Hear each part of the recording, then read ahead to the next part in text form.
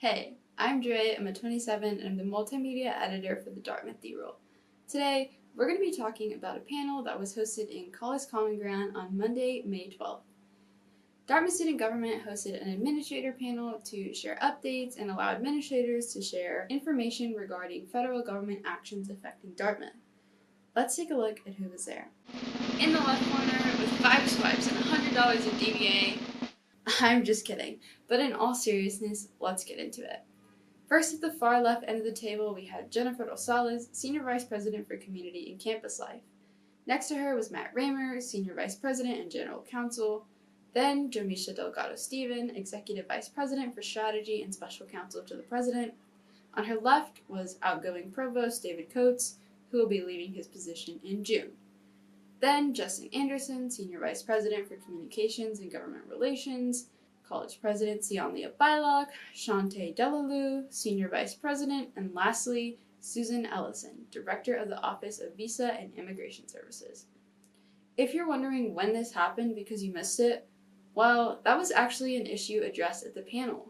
It conflicted with classes in both the 11 and 12 block, so there was only about 30 students in attendance.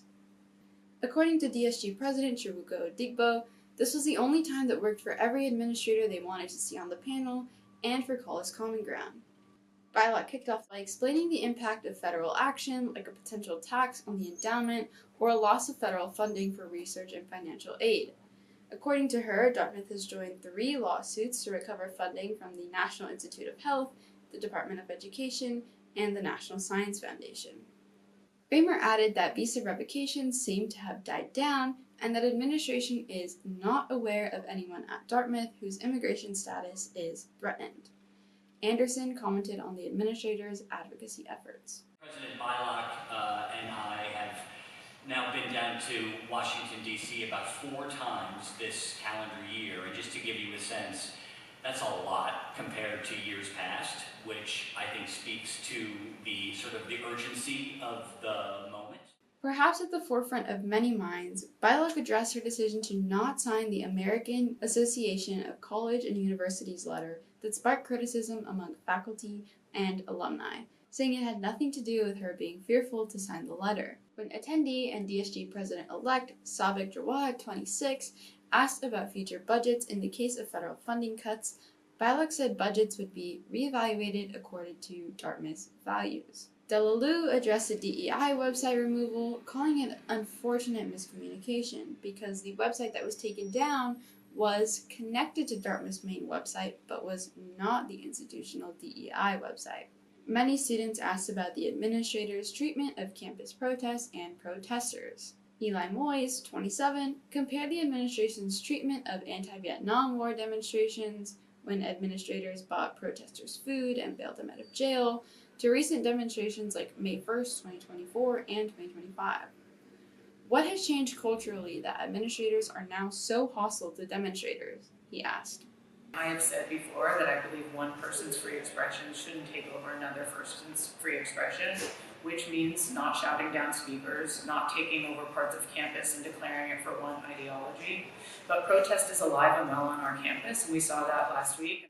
Rosales added that the administration is working to make campus protesters easier to organize and safer by working with the town to change permitting restrictions and expanding the Open Expression Facilitator program, which makes administrators available at demonstrations. One student asked if administrators thought that they made a mistake in their response to the May 1st, 2024 protests. This student also pointed out that Dartmouth Dialogues co-sponsored a free speech panel moderated by Jerry Hughes, 88, who was involved with the shantytown destruction.